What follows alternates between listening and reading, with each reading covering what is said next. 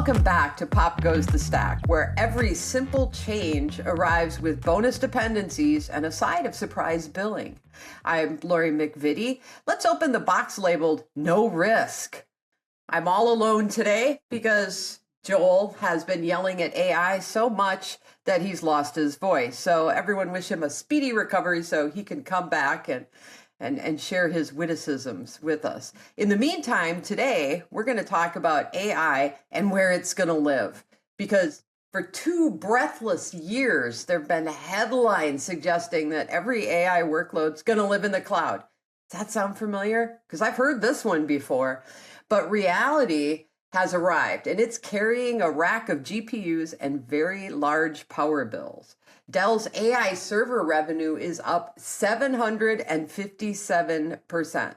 Yeah, that's a lot if you're doing the math. HPE is actually sitting on a multi-billion dollar AI backload. So there is a lot of demand for all of this. So who could have predicted this? I think our guest, David Linthicum, might have been able to. I don't know. Maybe you think you could have predicted this one, David? No, I did predict it. Yeah, there should be a shrine to me on every, HPE should have one, IBM should have one, Dell should have one. There should be just everybody worship to my altar as they come in and out of the building, because I called this a long time ago and took a lot of grief for it, but here I am, proved right.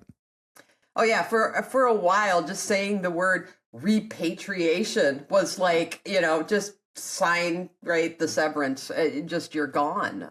It was really kind of crazy. But way back in 2014, you could look at the landscape and go, it's always going to be multi-cloud and hybrid.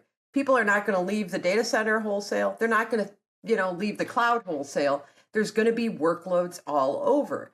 And the question has always been, which workload goes where? And really, I think that's the point that enterprises are at, and that's why they're now buying infrastructure to try to figure this out, is not all workloads are good in the cloud. Not all workloads are good on-prem. The question is, how do you decide? And you've actually spent a lot of your career like helping organizations like figure out how to architect solutions, where to put things, right, strategies. So I thought it'd be a good discussion today if we kind of had that, like, I've got a new workload. David, where do I put it? What should I consider? It's easy where it can bring the most value back to the business. Who would have thunk that? I mean, that's conversations I have with everybody every day. And people, well, what does that mean? Well, you just mentioned it. There's reasons to put things on the cloud, a public cloud provider, reasons to put things on a neocloud, reasons to put things on premises with, something in your own equipment. And you have to look at the business value of doing each, which means you have to just kind of spend a little time, figure out, why you're doing it. What are the core attributes of the business that you're looking to solve? What are your security parameters, governance parameters? And the big thing, how much it's going to cost. Putting things in the cloud, certainly AI in the cloud, that's going to be 10 times the amount of money to use the GPUs as a service from the public cloud providers than the on-prem version. Now, there's a reason that on-prem may be more more or less advantageous to your business problems, things like that. You have to have people around to maintain it. But you have to look holistically as to what it is and where it should be optimized. And I always saw for a long time that if people are going to put their AI workloads up in the cloud, they can't afford it. They don't have a big pile of money. They're not printing money in the back. And so if they are going to run the AI loads that everybody says they're going to run, then it's going to be on their own equipment, because that's the only stack they're going to be able to afford. And they're going to just get good at running it. Great thing about running things on premises now is it's not what it was 20 years ago. You're going to use the co-location providers, managed service providers. You're going to have leasing companies to lease your equipment, people to maintain it, things like that. And even with that overhead, it's going to be a fraction of what it's going to cost if you put it up in the clouds. Now I can get, token shock with my clients now. They're calling me and, they built a, series of swarms of agentic AI stuff. They're leveraging remote LLMs that are up on a hyperscaler, and they're getting these $100,000 bills where they thought it was going to be $1,000, and they're asking me for help. And I said, well, it's just a reality. They're not going to be able to give you a discount. That's even going to get worse. And so we have to figure out alternatives. If you want to run those systems, we have to do so in a more optimized way. And either we optimize your agents or optimize, your monolithic AI system, or, put it back on equipment that's going to be much cheaper to run, or even put it to downsize-based processors. Everything doesn't have to run on a GPU. I don't know where that religion came from. And And so looking at the ability to, basically create systems that are not going to break the bank. And that's the reality of it. And I think many of the tech providers are seeing that reality now as people are moving back on-prem. Wow. Yeah. It's not that much different than the cloud, where people were like, wait, why am I getting these surprise giant bills? Like, I didn't realize I left things running. I launched too much. I didn't, right? You can't forecast dynamic demand. And especially when you look at AI and you got, okay, how many tokens? Well, I don't know. What is your customer going to be typing in the chatbot? How much? How are they going to use it? Right? You can't necessarily forecast that. I see a lot of people responding to that particular problem by constraining their chatbots. Like, you can only ask these questions. Like, it already knows. It won't let you type anything. It's basically a glorified FAQ, right? That just acts like it, can talk to you. And that's a valid way to deal with the billing surprises. Is, well, we'll just constrain it somehow. But for things like agents, like this, the part of the benefits of that is that it is dynamic, that it's figuring out how to do things in ways maybe you didn't consider that might be more efficient and bring more value. But you have to let them run, which means you have to accept that it could be crazy costs. And maybe running those kinds of things on-prem where you control a little bit more might be a good idea, even just to start, right? Why, I'm going to test this. Your test cost $3 million and it failed. Oh, now what? You're out that money, try it somewhere else. Yeah. And also it's commoditizing the processes that should be commoditized. There's nothing that's magical about running a remote LLM, a foundational model on a public cloud provider versus running it on-prem. And I built some, quasi foundational models on old laptops that were 10 years old just to kind of prove out what I could actually do. And it wasn't that bad. And so at the end of the day, if you're pretty good high-end servers or leveraging a managed service provider, they're providing you the servers, things like that, or even a neocloud, you're going to find a better alternative than the public cloud providers. Not for everything, because obviously the public cloud providers, come with a huge ecosystem and everything and anything to do IT. It's all there, middleware, security, governance, all that kind of stuff. However, if you're going to run these systems, you need to figure out where it's going to be optimized and how you're going to mix and match it. There's not a law that says you have to run everything up in the public cloud providers. The reality is we've been doing things in a distributed, hybrid, and multi-cloud way for a long period of time.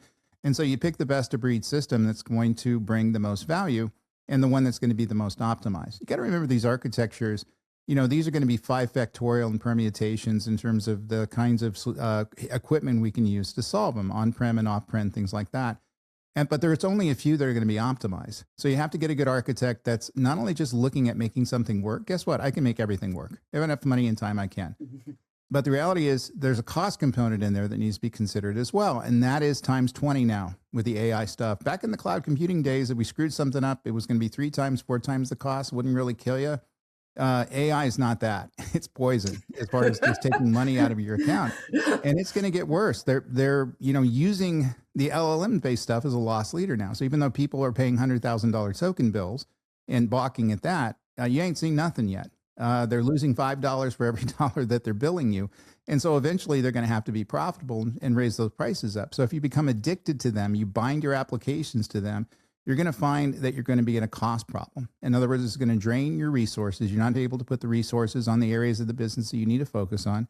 And that's going to be a catastrophe. So much so that I think many of these businesses are going to go out of business because of their misaligning their AI spend with the strategic needs of the business and how many resources they can apply to it. And if they just take an architectural look, taking a more objective look, take a best of breed look right now, understand that we're going to be dealing with heterogeneity. We're not going to deal with a single cloud provider. Everything's not going to be on AWS, Microsoft, or Google. But ultimately, it's going to get you in a better place. It's going to provide the scalability and the cost effectiveness to bring your architecture and use of AI, into 2030. And I think that's what people are focused on right now is how do I take our business to the next level and where should I be making the investments? Also, the investments you're making today are going to come along with lock-in. It's going to be very difficult to change platforms, in 3 years, 5 years, very much like the repatriation we're seeing right now. And that's going to be technical debt that ultimately has to be fixed. But you may generate so much technical debt, you go bankrupt. And that, I think the lock-in and the tying your apps to it with just an LLM and using an API, most people who are providing some sort of AI service are adopting the OpenAI API, which is fairly simple if you've ever looked at it, right? From a development perspective, it's nothing magical. It's really easy. So if something else supports it, you can switch it out. That's good. But when you get into agents, now we're looking at entire frameworks, right? Entire ecosystems that you're suddenly buying into. That is going to be much more difficult to get out of in the future if you go, well, we're just going to do it all in this cloud using this framework because it makes it easy.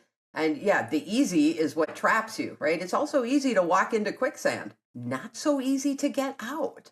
So I think the agent side is really where we're going to see a lot of people getting into trouble and tying their futures to a particular cloud or provider and then not being able to extricate themselves later when new solutions come along.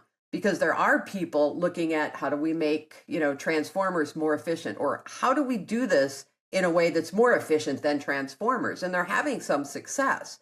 So this is LLMs that we see today, this generation, are not the final generation, and it's going to change. And being able to take advantage of that, which may come at a much lower cost if it's more efficient, is going to be incredibly difficult if you just go all in on, hey, we're just grabbing this agent framework. That's it. We're going with this, because those are processes. And once you tie processes to a framework, you're pretty much, back in the, why do you still have a mainframe? Well, we have this process, right? I mean, this is how these things happen. You're stuck with it and until it gets completely replaced. It's kind of scary. It is scary. And I think you kind of hit the nail on the head. I mean, at the end of the day, too, we have to look at the applications and what's going to be bringing business value in. So what do the applications look like? I think everybody is trying to boil the ocean now and do the moonshots, and we're going to create, an LLM for banking, things like that.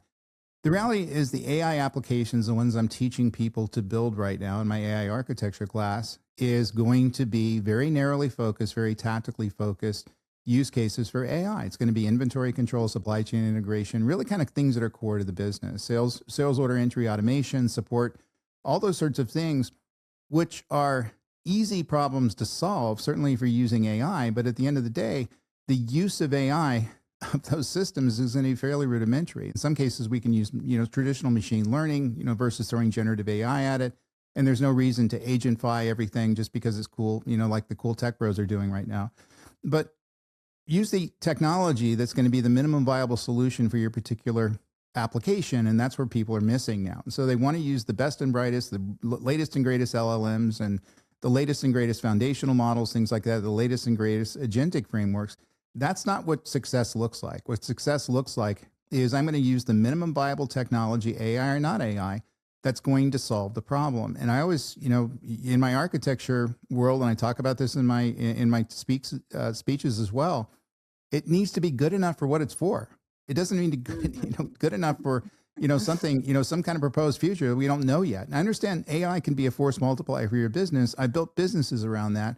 And, my time at Deloitte, automated lots of folks and got a lot of people going on AI, and they're getting huge amount of benefits from it now. But the reality is I took a same sort of a minimum viable approach to make it happen. I divided up their problem domain into particular application solutions able to bring to bear, some using AI, some not. And I'm basically not reinventing everything with some nifty new technology. I'm looking at the minimum viable technology I'm able to bring to bear to make it happen. Sometimes that may be agentic, most times not. We're kind of overusing that technology. Sometimes generative AI, sometimes not. Sometimes AI, sometimes not. And so having that kind of discrimination that doesn't seem to be out there right now because we're in the middle of the AI hype is something that's kind of missing. We're not bringing the objective framework to making it happen. I mean, my role is a designated buzzkill. And so I'm going in and auditing projects and mentoring projects right now. My question is always going to be, okay, why are we using that?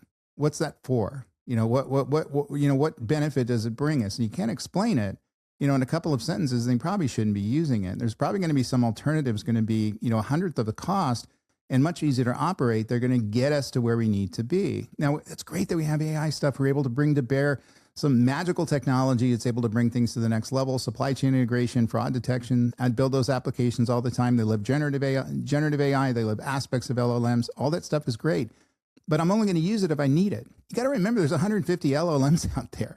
And what are they adding? 3 or 4 every week, as they're revising and doing that stuff. You don't want to get on that train. You don't get on the train of what technology you're going to leverage, how you're going to leverage it, and how you're going to find a purposeful use of it. And that needs to be the way that we're thinking right now. And by the way, when I talk about this, everybody's heads are nodding. I get it, you agree with me, but you have to kind of live up to it and have the political wherewithal within these organizations to start asking some of the tougher questions that we don't seem to be asking. But we are seeing kind of a shadow IT thing occurring where people are buying with the on-premise stuff. They're not necessarily going to the cloud, or many times they're going to the cloud to do their prototypes, but they're deploying, on-prem analogs, managed service providers, co-location providers. So that tells me that people are thinking properly about how to do this, and also they can't afford pushing everything into the cloud. Yeah, I don't see the same. Well, I see the same with AI as we did with cloud, in that there are mandates, right? Cloud first, right? AI first. You must use AI. But when we actually go out and, survey and look at what's really happening, they're using different models, a lot of open source models, especially on-prem, and they're using them for specific use cases. Like, well, I want to do automation of business stuff, so I want that to be on-prem, and that means I'm going to use open source. Okay. And then we see people also going, yeah, I want the benefit of the newest and latest, greatest for these other use cases, so I'm going to use the cloud. And we see that mix, like already. They're using an average of 7 different model families, but they're also using a mix of some AI as a service. We're using some cloud provider stuff, and then we're also on-prem with these open source models. So I see people almost as if they've learned the lesson of cloud already and went, yeah, we know it's going to be everywhere. And now the trick really is, like you said, figuring out which ones go where based on value, architectural fit, which should never be underestimated, right? If everything else is on-prem, why are you using an AI somewhere in the cloud? Like that doesn't make sense necessarily, right? Think about why you're using that particular model over a different one. What benefits does using, the latest model of GPT or Gemini give you over Mistral, open source, right? Whatever you're using on-prem. That's also a question. I think that's the harder one for people to answer, is what do those models give you over something else? And you kind of touched on that.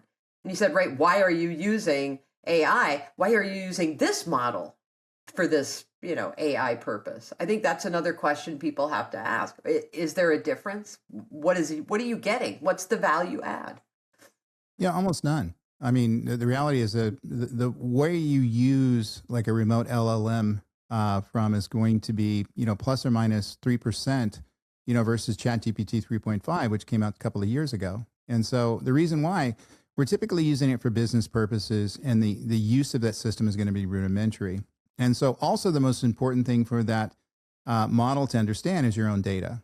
And so if I'm able to do a good analog of what an LLM is, I'm not going to be able to run ChatGPT 5.4, on my local server, but I'm going to be able to do so in such a good enough way, open source stuff, things like that, where I'm also able to consume my own data and have a model that's customized for my particular needs. So in essence, kind of an LLM for myself that's able to run on my equipment, which is going to cost me no overhead. In other words, it costs me the cost of the equipment. There's capital expenses, but as far as, getting these huge cloud bills at the end of the month and having to worry about token consumption, that's not necessarily going to be in the cards.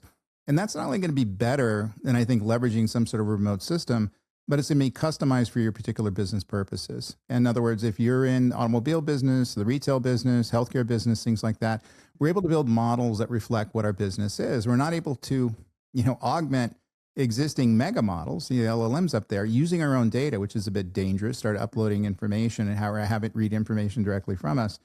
That may or may not be able to live up to the purpose. And also the horsepower that's up there isn't necessarily going to be needed. So we're using a very small percentage of what those AI systems provide, yet paying for the whole thing.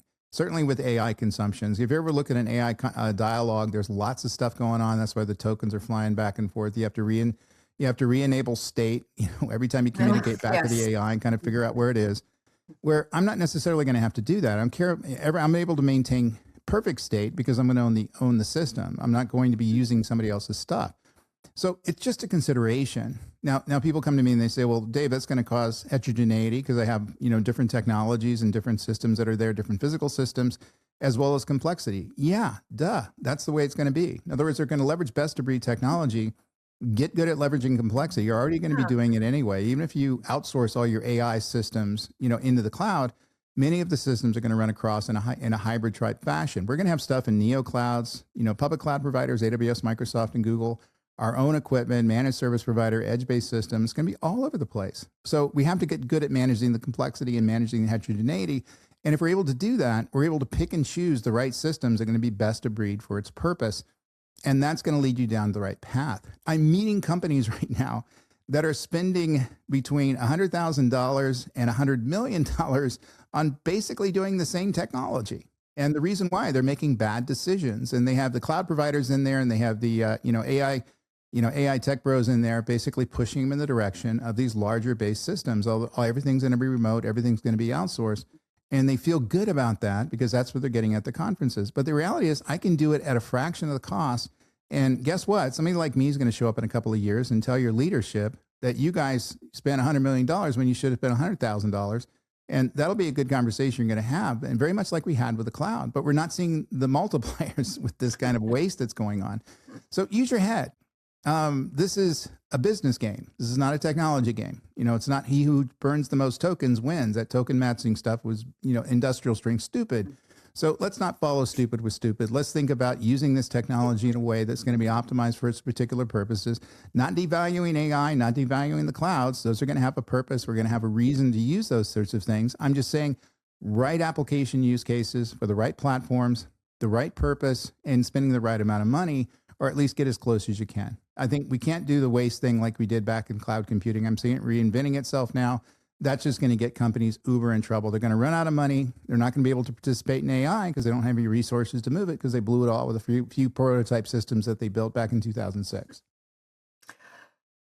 Absolutely. And we're out of time, but I think you just summed up the takeaway. Right tool for the right job in the right place. Like that's what I hear is that same theme. Like, right, pay attention to what you're doing. Make right decisions based on data, on locality, on cost, on value, and match these together, and you will be on a better path than if you just flock to the latest, greatest, right? Don't over provision your AI. Use the right one. So in 2026, we'd having this discussion. I figured people would figure it out by now. So it's different decade, same argument.